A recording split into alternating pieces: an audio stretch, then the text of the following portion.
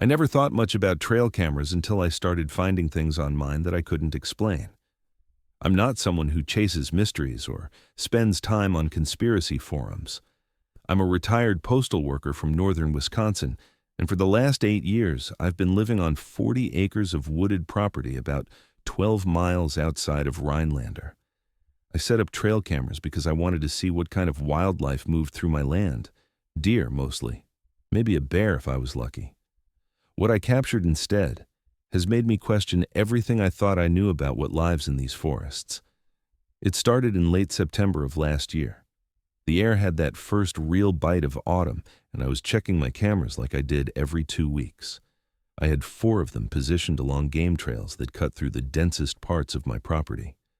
3 of them showed exactly what you'd expect: deer passing through at dawn, a raccoon investigating a fallen log, a coyote trotting past in the middle of the night. The 4th camera, the one I'd placed near a creek bed about half a mile from my house, had something different. At first I thought the camera had malfunctioned. The timestamp showed early morning, around 6:15, with enough light to see clearly. The footage was only 8 seconds long. I almost deleted it without watching it all the way through because the first frame looked like nothing, just empty trail and trees. But something made me let it play. What walked into that frame has kept me awake more nights than I care to admit. The thing that struck me first was how it moved. It came from the left side of the frame, walking upright on 2 legs with a gait that was too smooth, too natural to be a person in a costume. The stride was long and confident, and the way it placed its feet suggested something that had been walking on 2 legs its entire life, not an animal awkwardly standing upright. The proportions were wrong for a human. The torso was too long, the shoulders too broad, and the arms hung lower than they should have.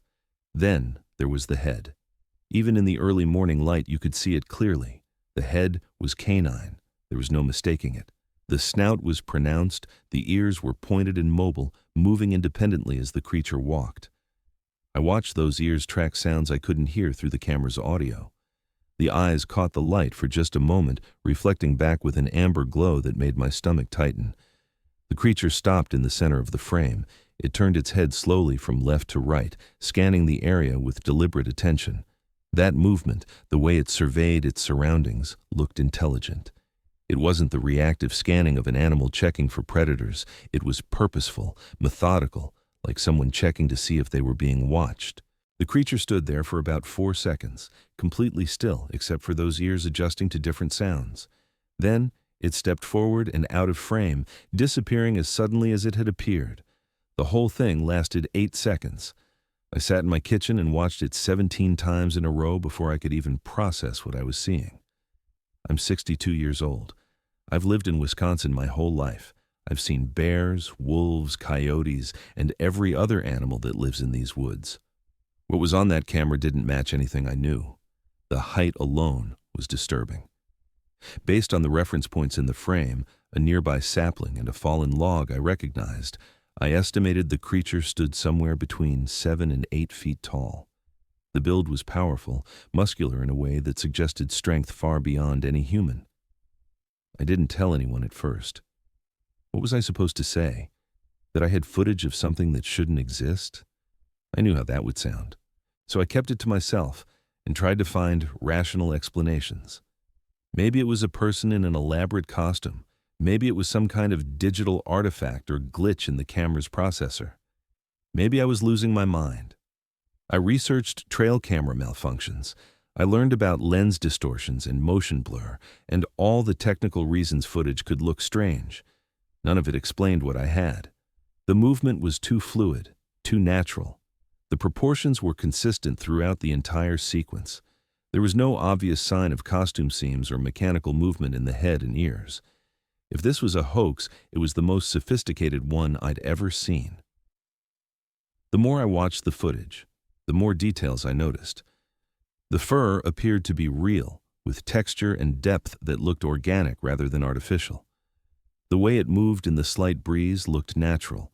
The creature's muscle definition was visible beneath the coat, shifting as it walked in ways that suggested genuine biology rather than padding or prosthetics. What disturbed me most was the behavior. The creature moved like it belonged in that forest, like it had walked that trail 1,000 times before. There was no hesitation, no uncertainty. It walked through my property with complete confidence, and when it stopped to look around, it did so with an awareness that suggested intelligence.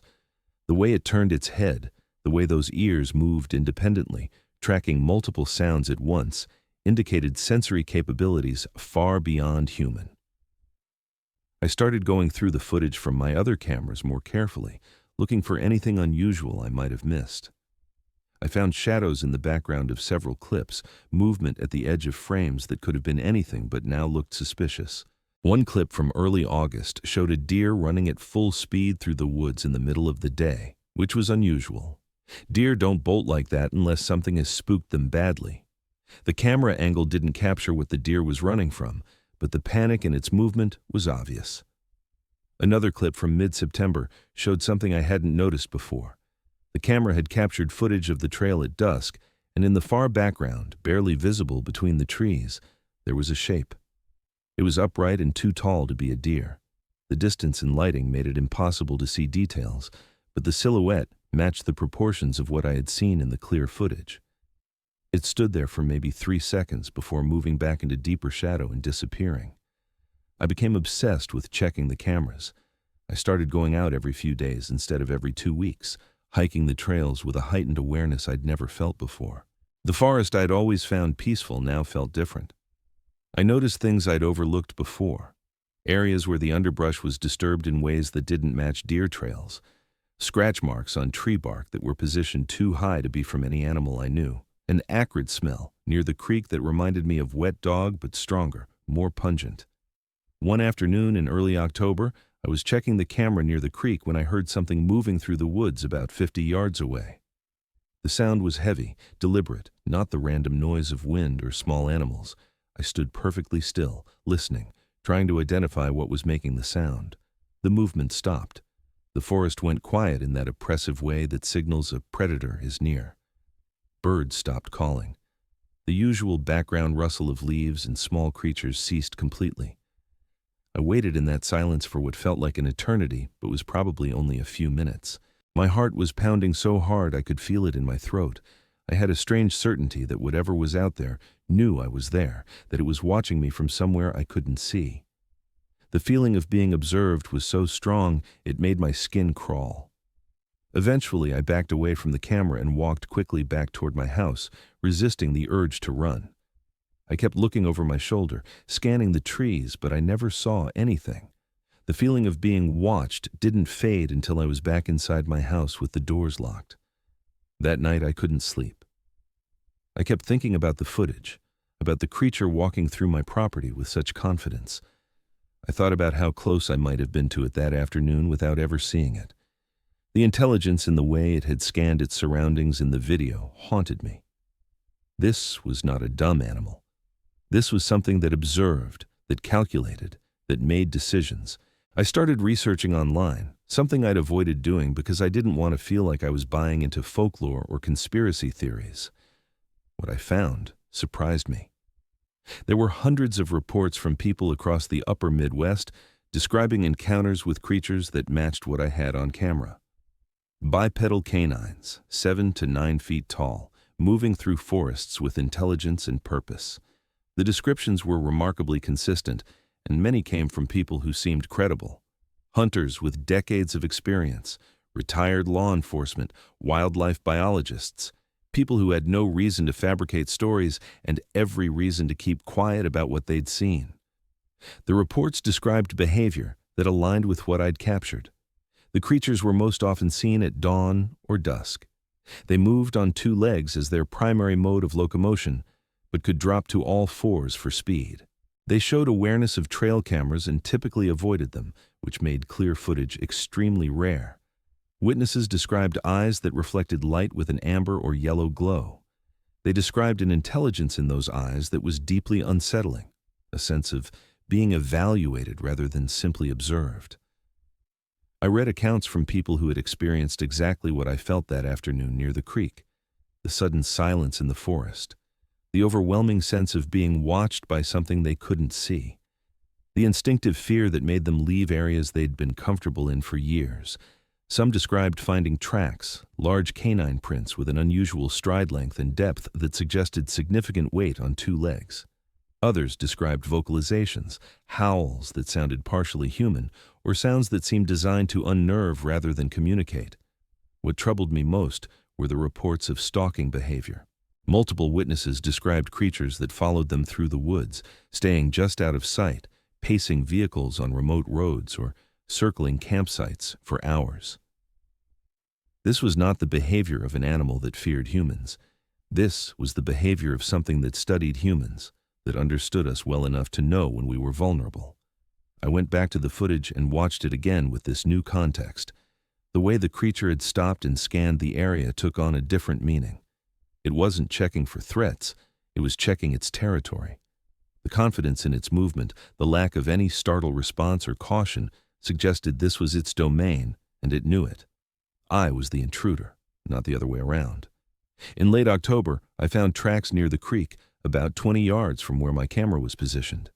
The prints were in soft mud along the bank, clear and undeniable. They were canine in structure with 5 distinct toe impressions and claw marks, but the size was wrong. Each print was nearly 10 inches long and 7 inches wide.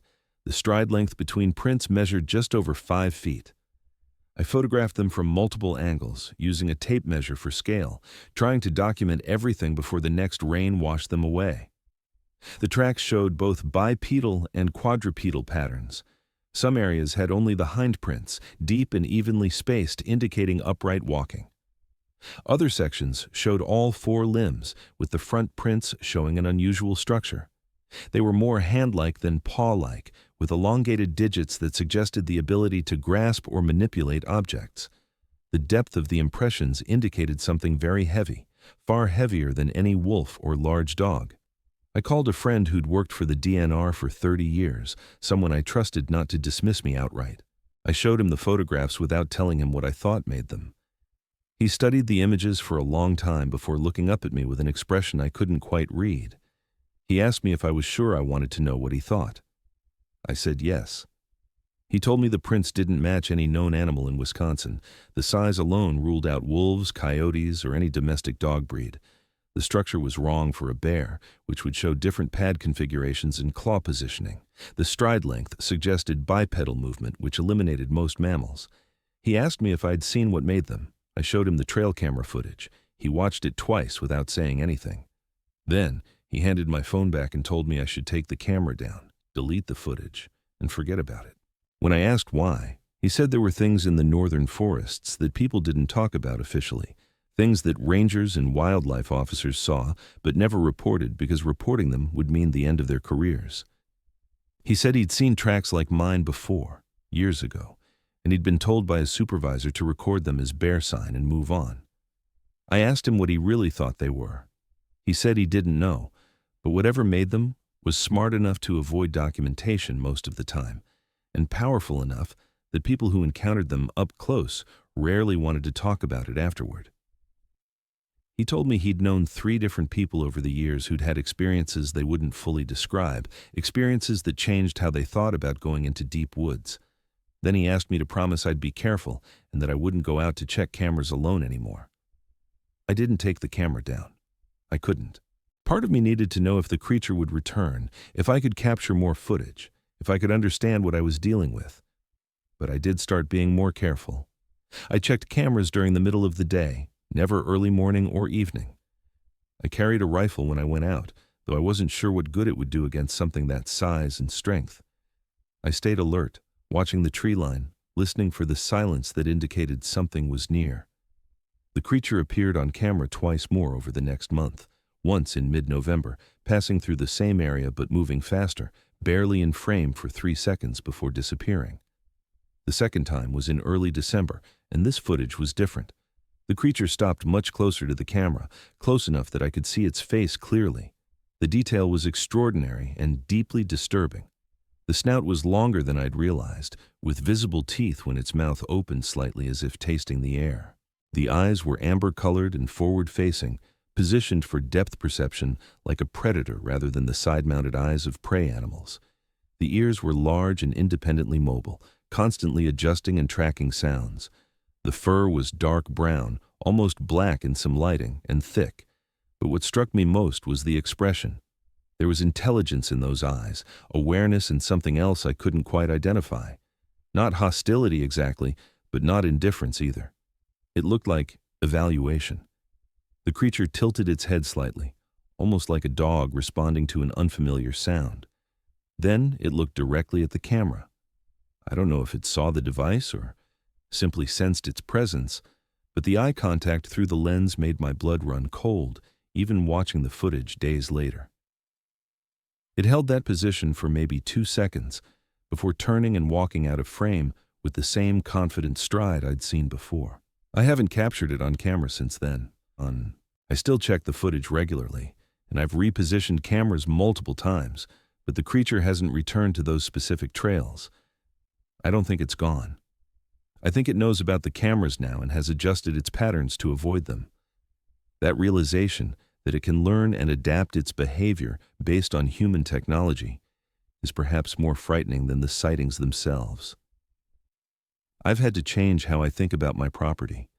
This land I bought for peace and solitude now feels like territory I share with something that was here long before me. I still go out during the day, still maintain the trails and check the cameras, but I'm always aware now. I notice things I would have missed before, tracks that appear overnight, areas where the forest feels different, where the usual animal activity is absent, the occasional smell that doesn't belong. I haven't shown the footage to many people. The few I have shown it to react in one of 2 ways. Either they dismiss it as an elaborate hoax, or they get very quiet and tell me to be careful. No one asks to see it twice. There's something about watching that creature move through the frame, about seeing the intelligence in its eyes when it looks toward the camera, that creates a visceral unease in people. It's the uncanny valley effect, something that looks almost familiar but is fundamentally wrong in ways your brain recognizes, even if you can't articulate them. I think about what my DNR friend said, about things in the northern forests that don't get reported officially. I understand now why people stay quiet after encounters. Who would believe them? And even if someone did believe, what would change? These creatures, whatever they are, have existed in these woods for longer than we've been documenting them. They've learned to avoid us, to move through territories we think we control without leaving evidence we can't dismiss or explain away. I still live on my 40 acres. I still love this land, but I'm not naive anymore about what I'm sharing it with. On nights when the forest is particularly quiet, when that oppressive silence settles over everything, I stay inside. I don't go out to investigate sounds I can't identify. I've learned that some questions are better left unasked, some curiosities better left unsatisfied. The footage is stored on multiple drives now, backed up and secured. I don't know what I'll do with it eventually. Part of me wants to share it more widely, to contribute to the growing body of evidence that something unknown lives in our forests. Another part of me thinks it's better kept private, shown only to people who've had their own experiences and understand the weight of this knowledge. What I know for certain is that the creature I captured on camera is real. It walks through the forests of northern Wisconsin with confidence and intelligence. It's aware of humans, aware of our technology, and smart enough to avoid documentation most of the time. The fact that I managed to record it at all might have been luck, or it might have been a deliberate choice on the creature's part. I don't know which possibility disturbs me more. I've stopped trying to convince myself there's a rational explanation that fits conventional understanding. I've seen too much, documented too much, felt too many things in those woods that can't be explained by known animals. Something is out there, something that challenges everything we think we know about what lives in the remote places of North America. If you spend time in deep woods, particularly in the upper Midwest, pay attention to what the forest tells you. When the birds stop singing and the normal sounds cease, there's usually a reason. When you feel watched by something you can't see, trust that instinct. It developed over thousands of years of human evolution for exactly these moments. We're not always at the top of the food chain, and the sooner we accept that reality, the safer we'll be. I check my cameras less frequently now.